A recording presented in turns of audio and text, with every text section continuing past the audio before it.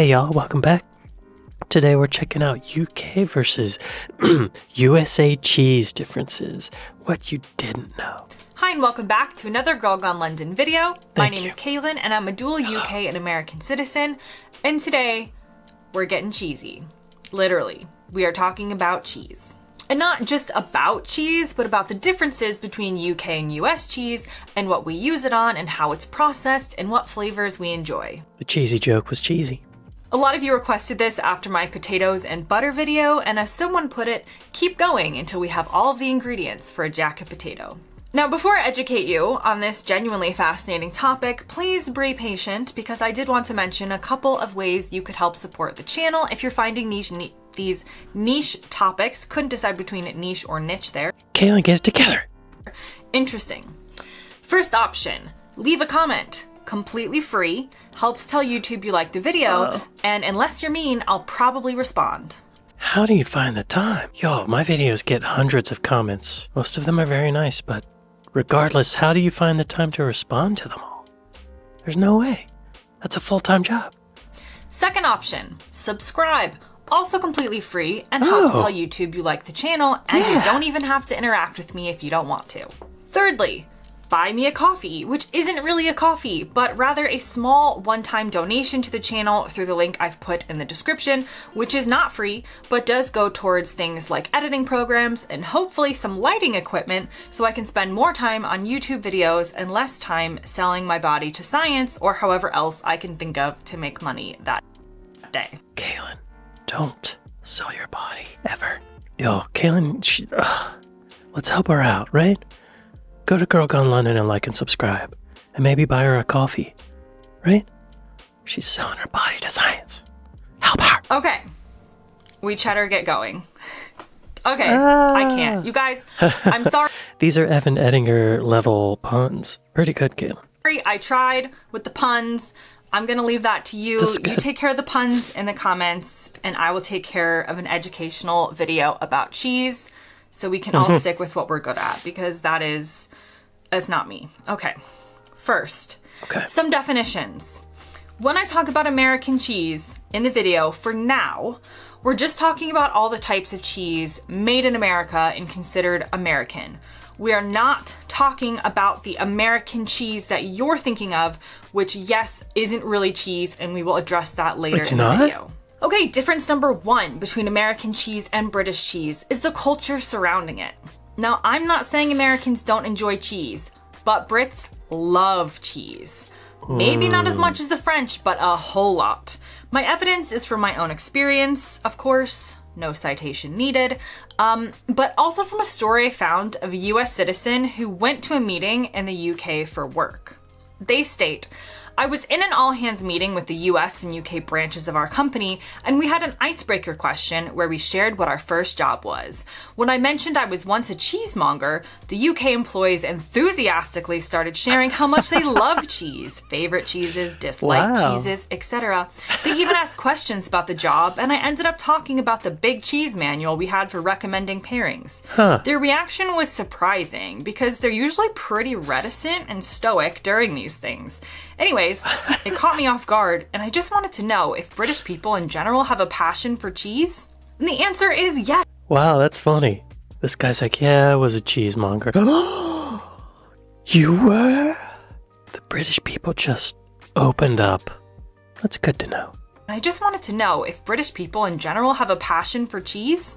And the answer is yes. In my experience, British people love cheese, and Americans are a fan of cheese, but not like that. Now, difference number two is a difference in where cheese fits into a meal. Typically in the UK, a cheese board can often be for after a meal. You would either order it at a restaurant or put a plate of cheese out afterwards when entertaining in your home to be sort of the finisher to the meal. Oh, weird. For the Americans, it's usually like an appetizer, I think, right? Some crackers on the side, right? Appetizer. In the US, cheese boards after a meal are not really a thing. If we do enjoy a platter of cheese or cheese and crackers, we would typically enjoy it before the meal, and that would mostly be if you were entertaining people at your house rather than what you would order at a restaurant. So, you have cheese after a dessert? Like after cake or pie or pudding or whatever you call it. Difference 3 are the types of cheeses that are considered the favorites in each country. In America, the top list consists of... No. Hang on. Going back, I'm thinking about having cheese after dessert. Like, I could kind of see how, if you have your meal, including the dessert, maybe you're still just a little bit hungry. You know? Like, a little bit of cheese could fill in those gaps in your stomach that don't have food in them. Kind of just cap off the meal to get it all the way up to the bottom of your esophagus. Cheese after. Interesting. I'm intrigued. Go on. Sorry to interrupt. Cheddar cheese, American cheese, mozzarella, Swiss, Colby Jack, or Monterey Jack. Wait. What about those? Cheeses that are considered the favorites in each country. In America, the top list consists of cheddar cheese, American cheese, mozzarella, Swiss, Colby Jack, or Monterey Jack, provolone, Munster, blue cheese, and brie. Okay, yeah. I've heard of all of those, and I think I love all of those. In certain places, American cheese, only on burgers, or, you know, like, there's a place for it. By itself, it's disgusting. It, like, tickles the back of my throat. No good. In the UK, it varies by region, but you've got cheddar, red Leicester, Stilton, mozzarella, Wensleydale, brie, and double Gloucester. What? Please tell me that you pronounce it Gloucester, because I know that's how you do it in other contexts, but... I'm sorry, say those cheeses again? Red Leicester. Never heard of it. Stilton, never heard of it. Mozzarella, Wensleydale. Never heard of Wensleydale. Brie and double Gloucester. Never heard of double Gloucester. Y'all, really? What? Please tell me that you pronounce it Gloucester, because I know that's how you do it in other contexts, but it can get tricky sometimes with British English place and cheese names. I think it's double Gloucester. There are over 750 cheeses produced in the UK today and just about 600 in the US, so safe to say the UK produces more types of cheese than the US, and also safe to say we will not be going into detail of each cheese type because I'm sorry to disappoint, but this is not a cheese channel. 750 different types of cheese? Wow.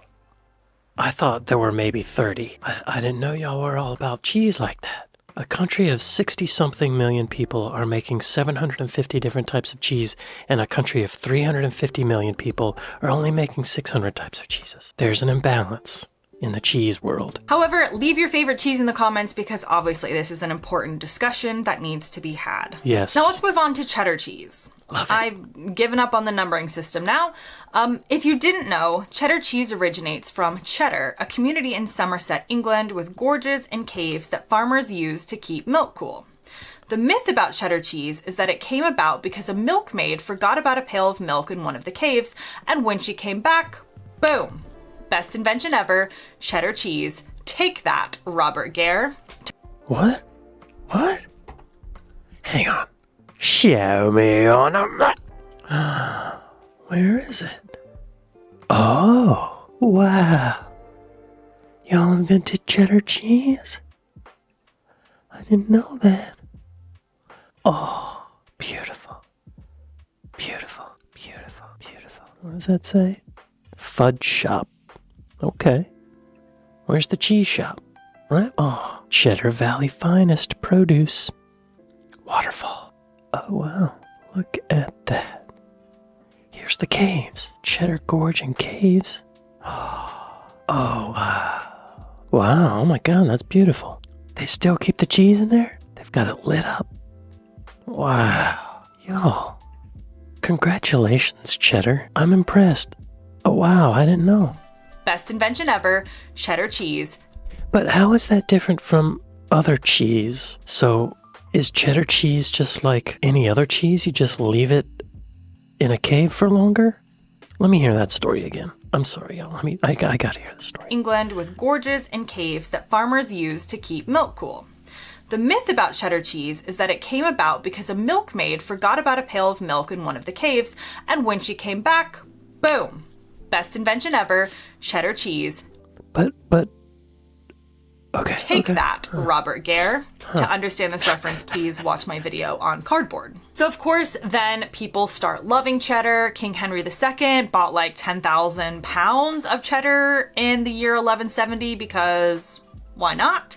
Wow. Queen Victoria received a giant wheel of cheddar that weighed more than half a ton as a wedding gift because nothing says congratulations in England like a wheel of cheese.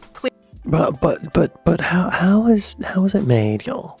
Cheddar cheese is made with the same ingredients as most other cheeses: milk, salt, rennet, and bacteria culture. The bacteria is added to cow's milk to acidify it, and the rennet is added to curdle it. The curds are strained to separate the liquid whey, then heated to release more whey as the curds melt together. Cheddar process removes more moisture, acidifies the curd, and gives the cheese its unique elastic texture and pungent flavor. The curd is then pressed into molds and left to age. It sounds like you gotta be deliberate with making cheddar cheese. There's a lot of steps and ingredients. It doesn't seem like just leaving a pail of milk in a cave would do it, right? That's gotta be a myth. It's gotta be. Clearly. Now, unlike some other cheeses and food products, cheddar cheese can be made anywhere in the world. It does not have to come from cheddar to be considered cheddar cheese. And when these British colonists came over to America, they made sure to pack their clothes, their kids, and of course, their cheddar making techniques. Because of this, America got in on the cheddar making processes early on in the country's history, but it wasn't until 1851 when the US made its biggest contribution to worldwide cheese consumption by opening up the first cheese factory in upstate New York. Okay. Before that, cheese making had been a farm process, but now it could also be a factory process capable of producing so much more cheese than before. Now, Thanks, Henry Ford. Wait, did she say 1851? That's way before Henry Ford. Yeah.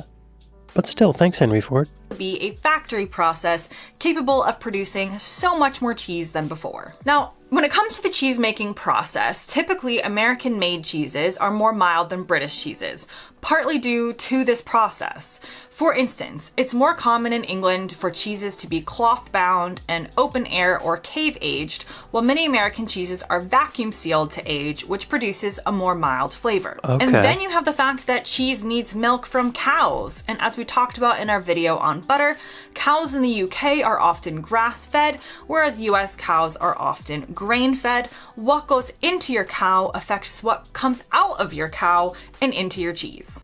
I think a lot of our cows eat poop too, so there's that. Also, I feel like what goes into your cow is what comes out of your cow is like a good title for a book or something I need to write. Anyway, I do want to mention here that obviously there are more local cheeses and artisan cheeses made in the US. You've got like Vermont cheddar, Hudson Valley Camembert, Beehive cheddar from Utah.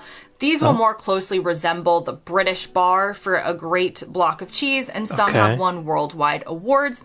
It's just that in the comparison we're making in this video, we're talking about more mass-produced cheeses. Now, where is cheese made?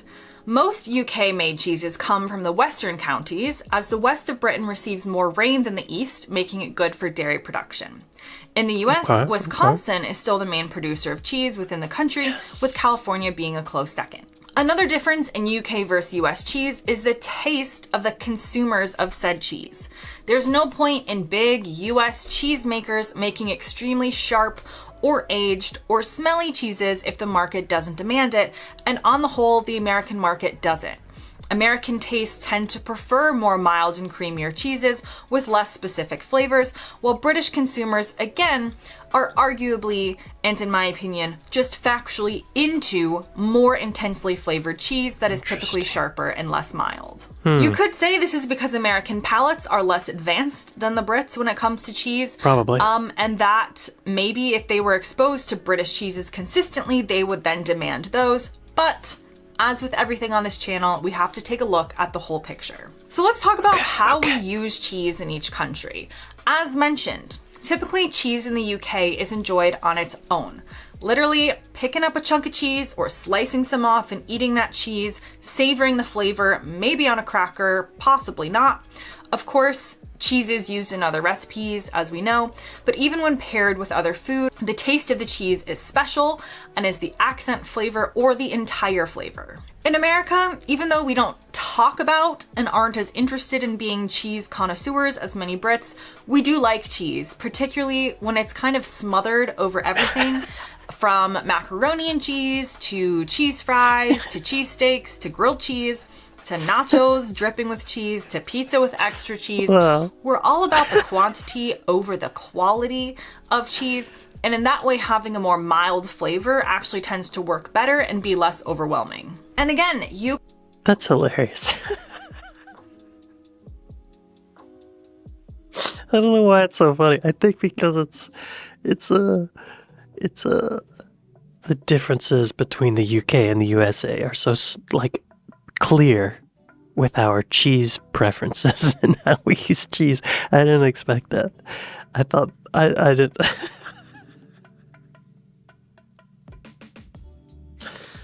We like to smother stuff in cheese. It's good. It's good. It adds salt. It adds creamy texture. Cheese makes everything better, right? Why is that so funny? I picture like an aristocratic British person like nibbling on a piece of cheese, then having a sip of wine, and an American just like at a gas station pouring nacho cheese on something. Cheese sauce, not even cheese, right?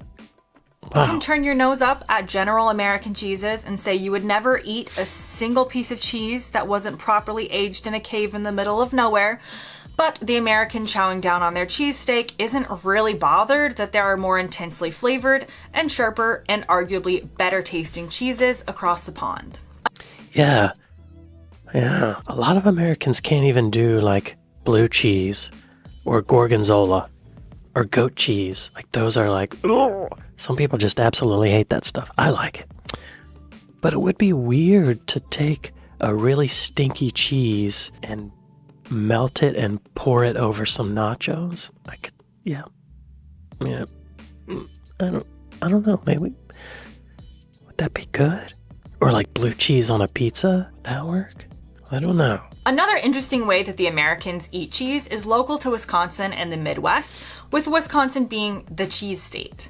That's known as the cheese curd, which is a snackable, bite-sized chunk of completely unaged cheese, breaded and deep fried. It's basically baby cheddar, best eaten when the cheese is a day old, and they're extremely popular in this part of the country. Yeah, I've never heard of that. I mean, I've never had that, but I've heard of it. It looks good. Anything deep fried, right, y'all? Now, throughout this video, as I said at the start, I've used the phrase American cheese to refer to American-made cheese. Cheddar, Swiss, provolone, Colby Jack, whatever. Not what is often thought of as American cheese, because that deserves its own call out happening right now. Let's discuss it, because people have opinions, and you may have started this video being like, ew, why do Americans eat this plastic looking thing you can't even call cheese? And to be honest, you might finish this video thinking the exact same thing, but I'm here to see if we can spread some light on this American classic. Okay. So firstly, here's what American cheese is. And it is absolutely true that according to the FBI, the FDA, the FBI, I don't think cares about cheese as much. According to the FDA, it is not actually fully cheese. It's called pasteurized process American cheese. It's made by mixing cheeses like cheddar typically with preservatives like sodium citrate to create a cheese with a longer shelf life. And actually, fun fact, it didn't even start in the US. The original experiment with cheese and sodium citrate, this is not a chemistry channel, began in Switzerland in 1922 using Emmental. This was a means to try and make a cheese to export that had a longer shelf life. The process was then patented by a man named James Kraft, who, yes, is the Kraft of Kraft, whose goal it was to create a cheddar that was a shelf-stable product that could be stored with a longer shelf life. You may ask why that was even necessary, but it certainly came in handy during the World Wars when American cheese became a fantastic option to send to troops stationed overseas. So, okay, we have this cheese that lasts longer. Yeah, there were a lot of food products that came about because of World War II, right? Preservatives and all that stuff. Man, so it was invented in Switzerland in 1922. I still think it is cheese because there's cheese in it. It just has preservatives all over it, right? It's cheese. It's cheese, y'all. Come on. To send to troops stationed overseas. So, okay, we have this cheese that lasts longer because we've added some chemicals to it and processed it in a different way to normal cheese. But is there a point besides making it last longer? Actually, American cheese is different from many other cheeses. Point besides making it last longer. Actually, American cheese is different from many other cheeses in that the processing leads it to having a very stable form when melting. It has a very velvety texture without greasiness, and it stays gooey and soft. As a chef wrote in an article on SeriousEats.com, no other cheese in the world can touch its meltability or goo factor. And that's what it's really there for, texture. If I've taken the time to select and grind some great beef, I want that beef flavor to shine, not get covered up by a powerful cheese that would fare better on a cheese plate. That makes sense. Yeah, it really does just add texture, doesn't it? To a burger. Creaminess. Gooiness. Whether you agree or disagree, no one is suggesting that you put American cheese on a cheese plate or use it for much more than throwing a cheese slice at the kids on the way home from school or putting it in a mac and cheese or grilled cheese or queso. And I think many Americans themselves would agree with that stance. It would not claim that American cheese is a superior cheese or is the world's best tasting cheese or is even cheese.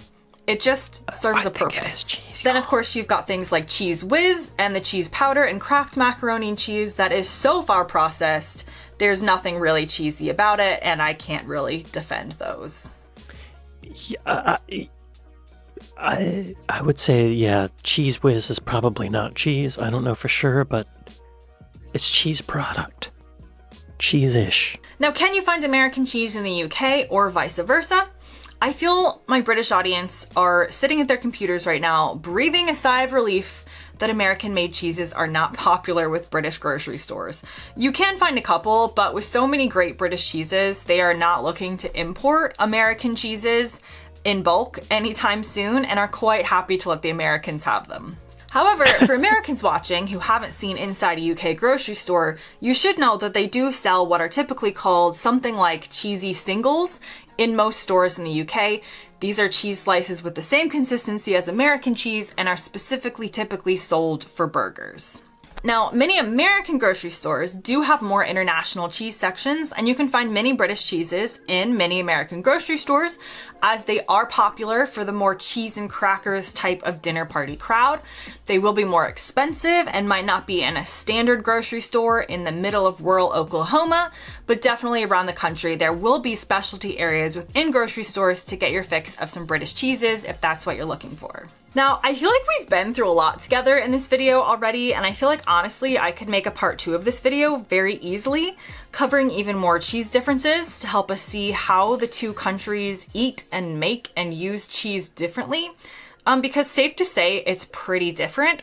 There are a lot of funny threads online with Americans like discovering British cheese and how amazing it is and wondering what they've been missing out on. So it's clear that the winner overall when it comes to cheese quality has to go to the Brits, no questions asked. But I hope in exploring some of the American cheese comparisons, you've come to learn a bit more about American cheeses and the culture surrounding cheese there, because as with many things we uncover on this channel, usually there are reasons why things are the way they are, and understanding this nuance is one of the first steps in understanding why Americans are putting this floppy, mild-tasting, not really cheese on their sandwiches and enjoying it.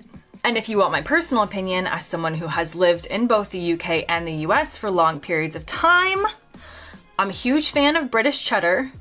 But if you want me to make a grilled cheese sandwich, I'm 100% using a fake cheese slice every single time, and I will not apologize. Now, Agreed. I fully expect the comment section to completely implode with all things cheese. So enjoy, let me know what you think, and thanks so much for watching. Get ready to reply to those comments, Kaylin. See you next time. See ya.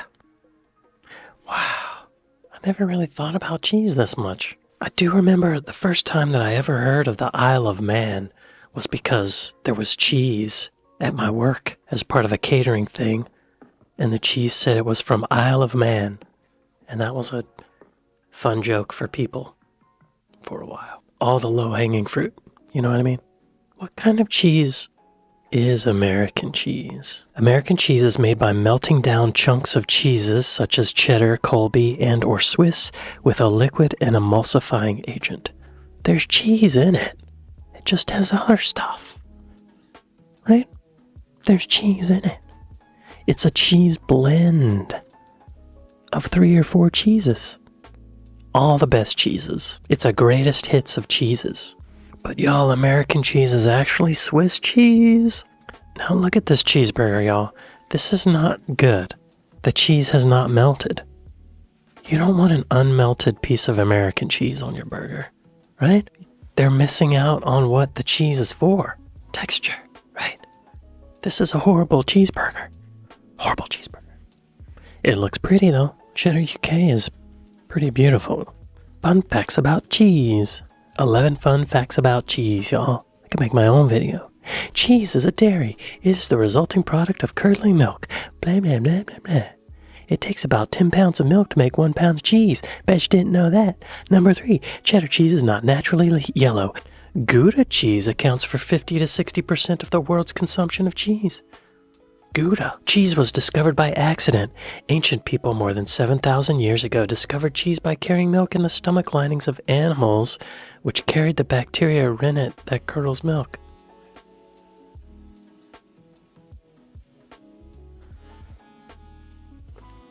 That's disgusting. Research suggests that casein, a protein found in dairy products and highly concentrated in cheese, releases opiates called casomorphins as it digests. These opiates can signal comfort to the brain indirectly via hormones. Well, I can't find the video that I wanted to find, but I guess it was several years ago. I watched a YouTube video about this artist, a woman. She used to eat a lot of cheese, and she's kind of melancholy the whole time, and that melancholy fueled her work. She did better work, better art, because she was kind of sad a lot of the time. Anyway, one day she stopped eating cheese and her mood changed. She became much more happy, not melancholy. And her art started to suck. So, cheese makes you a better artist, y'all. It really does. I wish I could find that video, but I just can't. Oh well, y'all. Do y'all really eat cheese after a meal? Let me know in the comments, and I won't reply.